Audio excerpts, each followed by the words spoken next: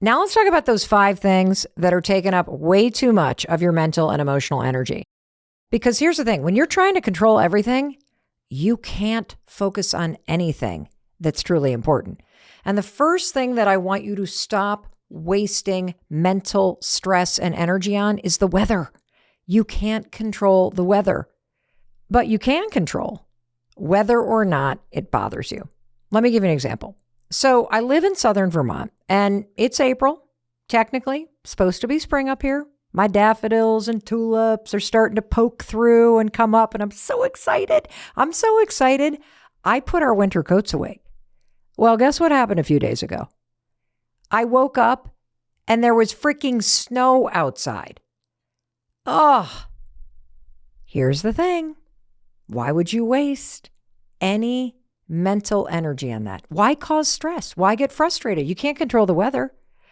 I mean, it would have been easy for me to pull open the shades and look outside and see my beautiful flower beds all covered with snow, right?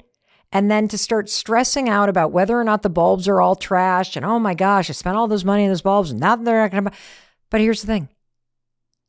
Does stressing about it change anything? No. So why on earth do you and I let it affect us? Now, I know it can feel obvious hearing me say you can't control the weather because you can't. But if it's so obvious, why do we cause ourselves mental distress? Why do we complain about it? Why do we spend time like working ourselves up? You know, I'm thinking right now about how much energy a bride or a groom burns through in an entire year as they think ahead and they worry about what the weather is going to be on their wedding day. Why do that? You can't control it. Once you have your plan A and your plan B, you're all set. So why even think about it? If it rains, it rains. But common sense isn't so common.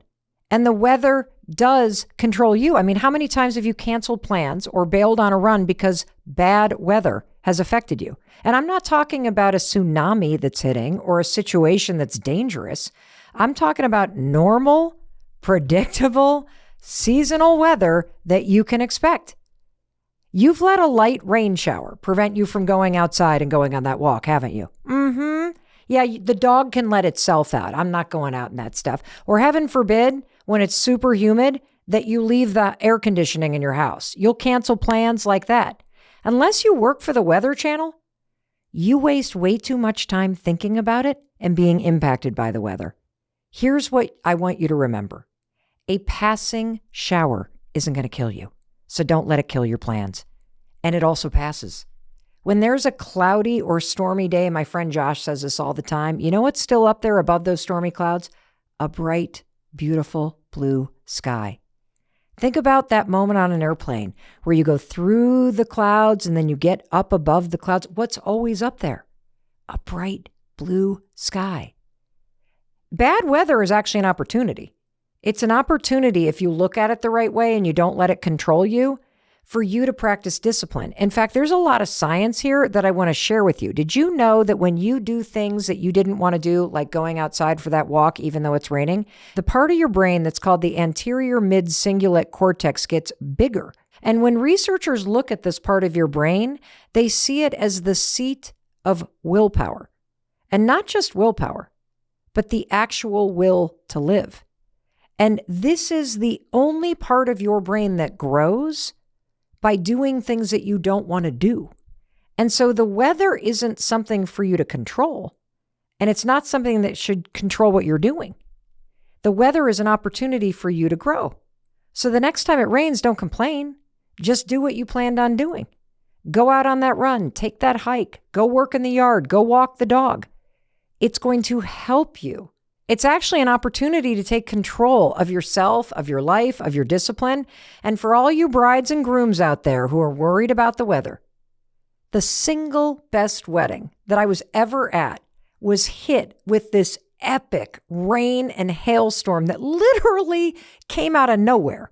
It was so big of a storm, one of those storms that comes across the Great Lakes in the Midwest, that one of the tents flooded. Literally, the top of it ripped open and waterfalled onto the dance floor. And to this day, Emily Glasser and Billy Sussman's wedding, 30 years later, is the single best wedding I have ever been to. The most memorable, the most fun. You want to know why? Not only because of the bride and the groom, but because of the storm. Maybe what your wedding needs is a good old-fashioned rainstorm. And maybe what you need is to learn how to run in the rain, because you're bigger than the weather. So stop complaining about it, because you can't control it. And that snow, by the way, it's cold, and tulips actually love cold weather, and they bloom longer when it's cold. So there's no reason to complain. I should be celebrating about it, because you can control whether or not that weather bothers you or stops you from doing what you need to do. And now that you know that, you're going to not let that happen anymore. So let's move on to the second surprising thing that you're wasting time and energy on. And that is, you cannot control the amount of time that you're forced to wait in line, but you can control what you do with your time while you're waiting. Let's go to an example involving traffic. I want you to think about sitting in your car, you're driving to work, and boom, all of a sudden you hit traffic. You may be sitting in traffic right now as you listen to me. And as you're in traffic, you start to get frustrated, don't you? You kind of grip the wheel, and then you hem and you haw and you tense up and you kind of hit the GPS. And I should. Why? Why do you do that? By the time that you get to work, you're so exhausted because you worked yourself up. You just burned through so much energy in the car being angry that traffic was backed up and delayed. Did any of that anger and stress help you get to work faster? Of course not. Did it move the traffic? No. Did it free up a lane? No. This is why it's so dumb to allow things that you can't control to impact you. Or let's take another example. You're waiting in line at the post office. You got your arms full of packages that you need to return. It's 2:15. The line is so long. You're out there on your lunch break. You're like, oh, should I stay? Should I not? So now you've committed to staying in line. And all of a sudden there's somebody at the front and they're taking so long. Do you want insurance with this package, honey? And you're like, oh my God, are you kidding me with this? And you're now starting to get irritated. Do you need some stamps while you're here? Oh my God, are they really going to buy stamps right now? We've all had these moments. Oh, and then all of a sudden you get close, and what does the clerk do? Oh, I got to go on my lunch break. Let me get somebody to fill in for, and you're like, oh, blah, blah. And these feelings of irritation and frustration, they rise up. Why?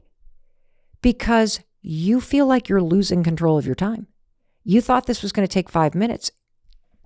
15 minutes have passed by. I get it. You got somewhere to be. You got to get back to work. You squeeze this in on your lunch break, and now your lunch break is evaporating before your eyes. We've all been there. You can't control when you're going to be forced to wait in line, but you can control what you do with your time while you're waiting.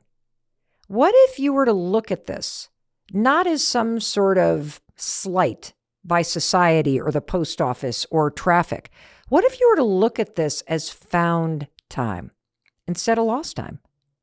Maybe this is just the universe giving you time back. I mean, let's go back to the traffic example again. You're driving along and all of a sudden things slow way down as everybody merges into a one-lane road. And guess what's right in front of you? A truck. Of course. And so you're winding and you're going slower. And in that moment, can you control what's happening? No. And there's no use to get yourself all stressed out or cause yourself some sort of distress in your mind or start freaking out about it. And there's this great post that's gone really viral that talks about this exact moment when you get stuck behind a truck on a one-lane road and you're forced to slow down. It's a cue to yourself that this truck is sent by a guardian angel. It's slowing you down on purpose to avoid whatever is around the corner or at your destination or maybe somewhere along the way that's not meant for you or that may cause you harm. Do you see how that now puts you into control? So as you slow down, sip your coffee and look at this as an opportunity to be grateful for this time and to practice having patience. And if it's at nighttime and this happens, just imagine that this truck is running point for you, lighting up the way. Isn't that a beautiful way to take control? Because you can't control the times where life slows you down, but you can control what you do with that time. And when you look at it like a gift, you take the control back. And there's so many things you could do. You could turn on Rosetta Stone, one of the sponsors of this podcast, and listen to that French lesson that you started, but you haven't had time to finish. Or you could call a friend. This is one of my favorite things to do when I'm driving, hands-free, and just talk to somebody while you're driving behind that guardian angel truck. You could start to see this as not lost time, but time that's been given back to you as an opportunity. You can even do this at the post office. So let's go back to the line at the post office. Instead of standing there getting frustrated and flustered, which only makes you feel like you're losing control, it only makes the time go by faster. What if you use this found time and you take a moment to text someone that you've been thinking about just to say hi? One goal of mine this year is to be more closely connected to my family. So I could use that time waiting in line as a sign from the universe that I just gained a moment to reach out to my nephews. They were in a water polo tournament all weekend long, and I want to congratulate them on their wins. How cool is that? Or have an audiobook or a podcast like this one queued up so that you got something that is your go-to in those moments. Because you can't control the time when you're going to be forced to slow down or to wait. But you can control what you do with your time while you're waiting. So make something important happen. That's what you can control. Even if what you make happen in those moments is just practice staying calm, or being in the moment, or practicing gratitude. And the more that you do that, the more you'll realize how much time and energy you do have at your disposal to use in small and big ways. Why does this stupid stuff get to us? There's that one friend that's always late. You know that your roommate is not going to take the trash out. They haven't done it for a year, so why do you get upset when they don't do it? You know that your significant other is going to start snoring as soon as they fall asleep. So why am I trying to control this? And more importantly, why am I getting upset about it? You're wasting time and energy.